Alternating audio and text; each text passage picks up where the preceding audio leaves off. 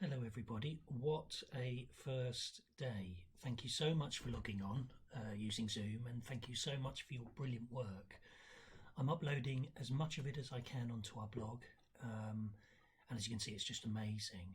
Some of those swallow recreations were pretty sensational too.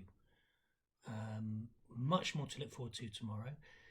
As you can probably hear in my voice, I'm quite tired, as I'm sure you are too. It's been a bit of a change, but it's Muggington, so we'll make it amazing altogether, won't we? This morning we read chapter 1 of our new book, which was Journey to the River Sea by Eva Ibbotson. Some beautiful reading there from Anna and James Weeds. You read beautifully, as well as others. I'm going to read you chapter 2 now, but as you can see, using this app Loom, you can actually follow the words whilst I'm reading it. So please make sure you do that, and then you can keep expanding that vocabulary, improving those decoding skills, doing the best thing ever, which is reading. Okay, so let's see what happens to Maya in chapter 2. The Cardinal was a beautiful ship, a snow-white liner with a slender light blue funnel. She had 2 staterooms, a dining room, and lots of deck space where people could lie about and drink beef tea or play games. "Isn't it lovely?" said Maya, and she imagined herself standing by the rail with the wind in her face as she watched the porpoises play and the white birds wheel and circle overhead. But the beginning of the voyage wasn't at all like that, because after the ship left Lisbon, the Cardinal ran into a storm. Great green waves loomed up like mountains. The ship rolled and shuddered and pitched.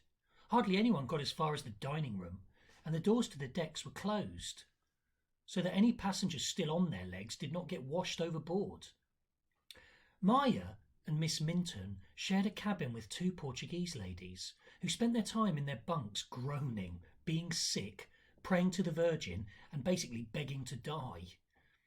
Maya thought this was going too far, but it is true that being seasick is so awful that people do sometimes wish that the ship would simply sink and put them out of their misery. Maya was not seasick, and nor was Miss Minton. They did not feel exactly hungry, but they managed to get to the dining room, holding on to everything they could find, and to eat some of the soup which the waiters poured into the bowls fastened onto the table with a special gadget that came out in storms. It is difficult not to feel superior when everyone else is being ill and you aren't, and Maya couldn't help being a bit pleased with herself. This lasted till Miss Minton, hanging onto the saloon rail with her long black arms, said that this would be a good time to start learning Portuguese. "We shall be undisturbed." Maya thought this was a bad idea. Maybe the twins would teach me. They must speak it if they've been there for so long." "You don't want to arrive in a country unable to make yourself understood. Everyone speaks Portuguese in Brazil. Even the Indians mix it with their own languages." But the lessons did not go well. Miss Minton had found a book about the family of Senhor and Senhora Olvidares. Sorry about my Portuguese pronunciation there. And their children, Pedro and Silvina, who did all the things that people do in phrase books, like losing their luggage and finding a fly in their soup. But fixing their eyes on a page when the boat was heaving made them feel definitely queasy. Trying to read when you are being tossed about is not a good idea. Then on the second day of the storm, Maya made her way to the main stateroom, where the passengers were supposed to sit and enjoy their drinks and have parties. Miss Minton was helping the Portuguese ladies, and Maya wanted to get out of the way. It was a huge room, with red plush sofas screwed to the floor and long gilt-edged mirrors lining the walls, and at first she thought it was empty. Then she saw a boy of about her own age, peering into one of the mirrors on the far wall. He had fair hair, long and curly, and was dressed in old-fashioned clothes, velvet knickerbockers and a belted jacket too short in the sleeves. And when he turned around, she saw that he was looking unhappy and afraid. "Are you feeling sick?" she asked him. "No, but I'm getting a spot," he said, pointing to his chin. His voice trembled, and to her amazement, Maya saw that his big blue eyes had filled with tears. "It's not chicken pox," said Maya firmly. "We just had chicken pox at school, and it doesn't look like that." "I know it isn't chicken pox. It's a spot because I'm growing up. There's another one starting on my forehead." He lifted his blonde curls to show Maya, but at that moment the boat tilted violently, and she had to wait till the boy was level with her again to see the small red pimple over his right eye. "And the other day, my voice suddenly cracked. It went down a whole octave. If it happens on stage, I'm finished." "Of course, you came with those actors, didn't you? The Pilgrim Players," said Maya. She remembered now seeing a whole crowd of oddly dressed people getting on at Lisbon, talking at the top of their voices and waving their arms. "But surely the spots wouldn't show under all your makeup?" "I can't wear makeup on my voice. If it cracks in Little Lord Fauntleroy, they'll throw me out." "They won't do that," said Maya firmly. "You're a child. People don't throw children out like that." "Oh, don't they?" said the boy. He looked at Maya, her neat, expensive clothes, her carefully braided hair. "You don't know what it's like." The boat lurched again, throwing the children against each other. And they struggled towards a sofa fastened to the floor. The boy's name was Clovis King. It's not my real name. My real name is Jimmy Bates, but they changed it when they adopted me." "Who did? Who adopted you?" "The Goodleys, Mr. and Mrs. Goodley. They own the acting company, and they play most of the leads. Then there's Mrs. Goodley's daughter, Nancy. Oh, she's awful. And Mrs. Goodley's sister, and Mr. Goodley's nephew. He's the stage manager and does the box office. And old Mrs. Goodley does the costumes. But she can't see too well. They found me when they were on their way to York. I was playing cricket on the village green with my friends, and they said they'd teach me to act and play juvenile leads. You know, all the children's parts and the page boys and all that. Because I had a good voice and could sing and looked all right." "Didn't your parents mind?" "Don't have any parents. I was living with my foster mother. She cried and cried when I went, but the Goodleys said it would be a good chance for me. I could make a lot of money and come back rich and famous. But I don't make any money because no one ever gets paid. And we're always in debt, and we just trail around from one awful hot place to another." "But isn't it fun? The acting? The travelling?" "No, it isn't. We stay in beastly hotels full of bedbugs, and the food makes me feel sick. My foster mother used to be a cook in a big house. She made toad in the hole and treacle pudding and custard, and I had a clean vest every day," said Clovis, and once again his eyes filled with tears. "We haven't been back to England for 4 years, and if they throw me out, I'll never get back there on my own because I haven't got any money." Maya did her best to comfort him, but later, when she was alone with Miss Minton, she said, "Could they do that? Could they throw him out?" "Oh, unlikely," said the governess. "It depends on whether they adopted him legally or not." But when the sea became calm again and the passengers came out on deck, they weren't so sure. The Goodleys were not exactly nasty, but they behaved as if no one existed in the world except themselves. Mr. Goodley was tall, with a red face, white hair, and a loud, braying voice. Mrs. Goodley's hair was dyed a fierce red, and she wore layers of scarves and boas and shawls, which got caught in things. And Nancy Goodley, who was 19, simpered and minced and ordered everyone around. As well as the Goodleys, there was an Italian couple, the Santorinis, who did the music and the dancing, and a very old man whose false teeth were so white that one wanted to blink when one looked at him. "He's got another set of teeth for when he plays the villains. They're yellow with black holes in them, and they're terrifying," whispered Clovis. The first thing Mr. Goodley did when all the actors had piled onto the deck was to move away the other passengers who were trying to read, or have a game of quoits. "We must be quite undisturbed for at least 2 hours," he said. Then they started doing their acting exercises. Mr. Goodley had invented these and he was very proud of them. He had even written a book about them, but nobody would publish it.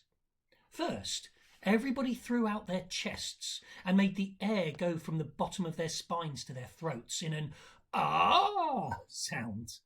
Then they flopped forward and wiggled their shoulders, and one of Mrs. Goodley's scarves came off. After that, they threw their arms out towards the sea and cried, "Mary to the right," while their faces became violently cheerful. And then they threw them in the other direction and cried, "Mary to the left."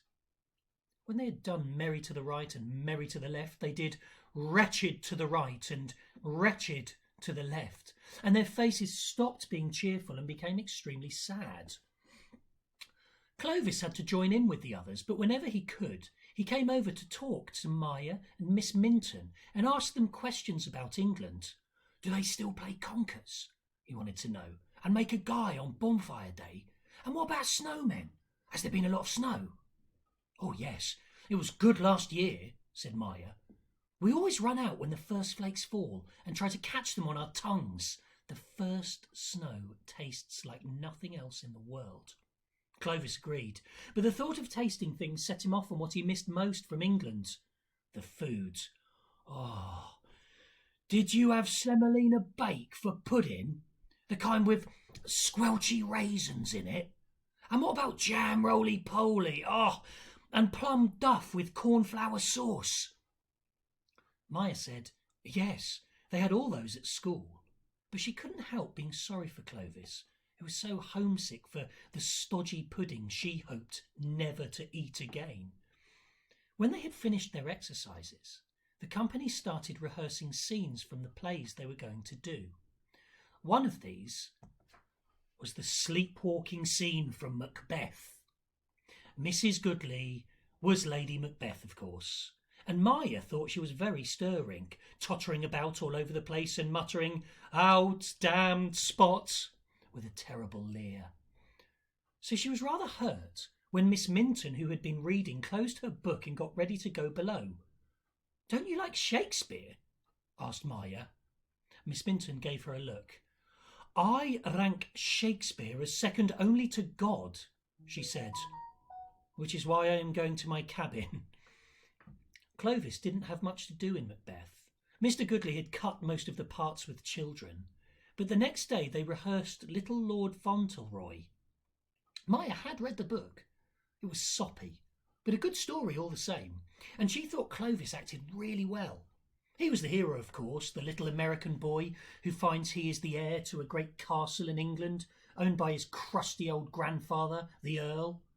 The boy's name was Cedric, and he called his mother Dearest, and together they travelled to England and melted the hearts of the Earl and did good to the tenants and were loved by everyone. "I thought you were very good," said Maya. "It can't be easy to call your mother Dearest." "No, it isn't, especially when she's Nancy Goodley, who'd pinch you as soon as look at you." And your voice didn't wobble in the least. Clovis looked worried again. "You'd better not. Beastly Lord Fauntleroy is supposed to be 7 years old." He told Maya that they were staying for 2 weeks in Belem, the first port on the Amazon, and then going on to Manaus. "It's a really good theatre there. Usually we wouldn't get a booking in a big place like that, but the ballet company who were going to come had to cancel. We're putting on a matinee of Fauntleroy every day. If it goes well, we might be able to clear our debts. But if not, of course it'll go well. And I'm so glad you're going to play in Manaus, because I'll be able to come and see you." It seemed to her really sad that a boy should have to worry about getting spots, and that he shouldn't be at all excited about travelling to the Amazon. They were sailing into warm waters now. The sun shone day after day, and the sea was a brilliant blue. But Clovis hated the heat. When he wasn't following Maya about and asking her about Yorkshire pudding and apple crumble, he lay under a fan and swatted flies and sighed. "I must get back to England," he said, and made them tell him about tobogganing and skating on frozen ponds and muffins afterwards for tea. My foster mother made the best muffins in the world, he said. For Maya, it was quite different. When she was small, her parents had taken her along when they went to dig up ancient ruins in Greece and Egypt. She remembered the happiness of being warm at night and the freedom of the camp, and the closer she got to her destination, the more certain she became that what she had felt there on the ladder in the library was true, and that this new country was going to be for her. I'm going to stay with twins, she told Clovis. Twins are special, don't you think? You know, like Romulus and Remus, though they were brought up by wolves, of course. If they're nice, it'll be all right, said Clovis. But if they're nasty, you'll have a double dose. They won't be nasty, said Maya. When they had been at sea for nearly 4 weeks, they came on deck one morning to smell not only tar and engine oil and the salt in the wind, but a warm, rich, mouldering smell. The smell not just of land, but of jungle. And within a few hours they saw a dark line of trees fringed by surf, and then they steamed into the mouth of the river and put down anchor at Belem. It was here that the pilgrim players left the ship. They disembarked with as many shouts and arm wavings as when they came on board. Maya and Clovis hugged each other. She was really sorry to see him go. She gave him her address at the Carters so that he could come and see her as soon as he arrived in Manaus. The name of the house is Taffarini. That means a place of rest, Miss Minton says. So it's sure to be beautiful, she says. The twins will be excited to see a proper actor. And you'll come and see me in the play? I promise, said Maya. I absolutely promise. Clovis didn't just hug Maya. He hugged Miss Minton too. It struck Maya that though he was afraid of so many things, he didn't seem to be afraid of her fierce-looking governess. The journey down the Amazon was one that Maya never forgot. In places the river was so wide that she understood why it was called the River Sea, and they sailed between distant lines of trees. But sometimes they made their way between islands, and then, on the sandbanks, they saw some of the creatures that Maya had read about. Once, a litter of capybaras lumbered after their mother, and they were close enough to see their funny snouts and sandy fur. Once, they passed a tree whose roots had been killed by the rise of the water, and its bare branches were full of scarlet and blue parakeets, which flew up screeching when the boat came past. And once, Maya saw a grey log lying in the shallows, which suddenly came to life. "Oh, look," she said, an alligator, my first one."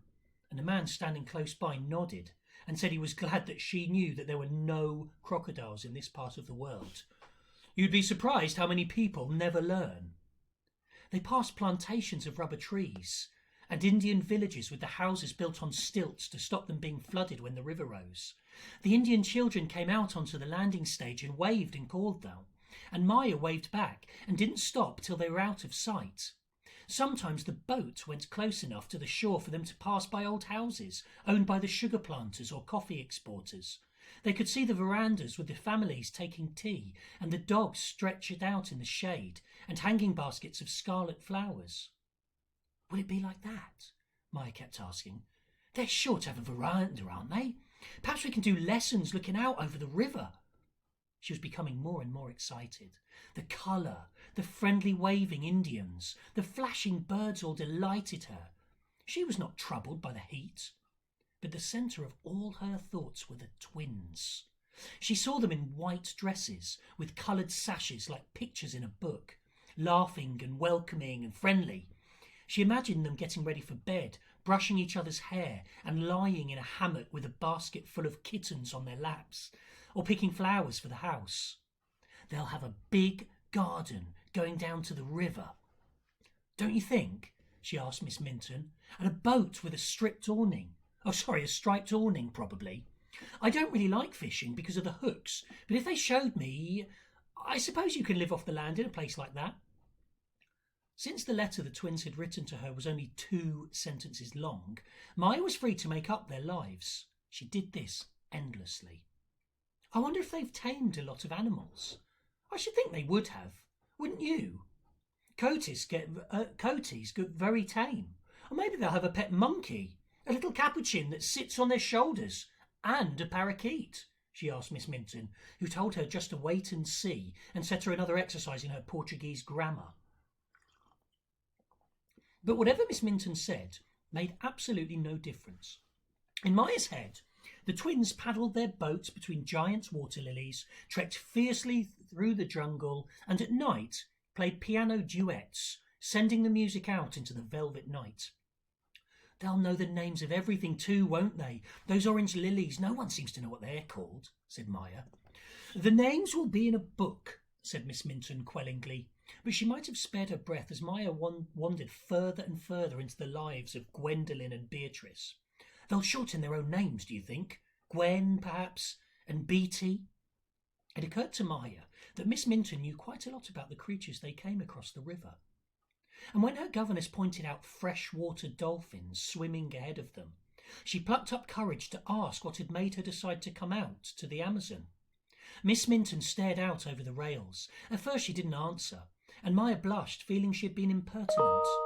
Then she said, I knew somebody once who came to live out here. He wrote to me once in a while. It made me want to see it for myself. Oh, Maya was pleased. Perhaps Miss Minton had a friend here and would not be lonely. Is he still here, your friend? The pause this time was longer. No, said Miss Minton. He died. After a week of sailing down the river, they stopped at Santarem, a port where a big market had been set up. The passengers were allowed ashore, and it was now that Maya heard the familiar snap and saw that Miss Minton had opened her black handbag. Mr. Murray gave me some money for you to spend on the journey. Is there anything you want to buy? Maya's eyes shone. Presents for the twins. And perhaps for Mr. and Mrs. Carter. I should have done it in England, but it was all such a rush. Have I got enough? Yes, said Miss Minton dryly, handing over a packet of notes. She would have been glad to earn in 3 months what Mr. Murray had given Maya, yet she had to admit that Maya seemed to be quite unspoilt. The market was dazzling. There were watermelons bigger than babies, green bananas and yellow ones, and some that were almost orange. There were piles of nuts heaped on barrows, and pineapples and peppers and freshly caught fish, and fish that had been dried. There were animals tugging at their ropes, and delicate lacework, and silverware, and woven baskets and leather bags. And selling them, talking and laughing, were beautiful black women in brilliantly coloured bandanas, and Indians in European clothes, and Indians with painted chests and feathers, and slender Brazilian girls with golden skirts and skins. But buying presents for the twins was far from easy, because Maya was sure that what they would really like was some fluffy baby chicks, or a duckling, or even a white mouse. Things that are alive are always the best presents, she said, but Miss Minton was firm. You can't buy them animals till you know what pets they have already. You don't want to get your present eaten on the first day. So Maya bought 2 lace collars for the twins and an embroidered shawl for Mrs. Carter, and for Mr. Carter a leather wallet with a picture of a jaguar on it. Then she disappeared, and Miss Minton was just getting anxious when she came back carrying a blue-fringed parasol with a carved handle. Because you ruined your umbrella on Henry Hartington, she said, and this will be better for the sun. And you, Maya? What did you get for yourself? But the only thing Maya wanted was a mongrel puppy scratching its fleas in a wicker basket, and once again Miss Minton was firm. They'll probably already have a dog already to guard the house, she said. Several, I dare say. And Maya had to be content with that. They still had a few days to travel down the brown, leaf-stained river. Then, a few hours before they were due to dock at Manaus, the passengers were called on deck by a loudspeaker and shown a famous sight. They had come to the Wedding of the Waters, where the brown waters of the Amazon joined the black waters of the River Negro, and they could see the 2 rivers flowing distinct and side by side. Then, as they steamed up the Negro, Maya saw the green and gold dome of the theatre. She saw church spires and the yellow building of the customs house. They had reached Manaus. They had arrived. Oof, long chapter, children. Now, your task after listening to this and finishing it is to draw me a picture, the most distinct, the clearest picture you get from this chapter. For me, it's when they're sailing down the Amazon and Maya's all excited and she sees capybaras.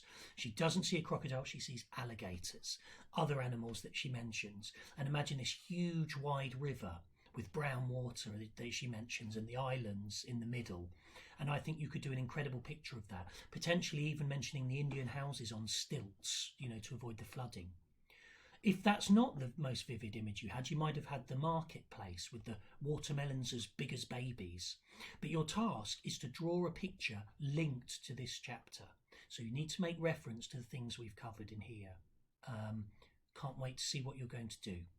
Okay, see you all soon and good luck.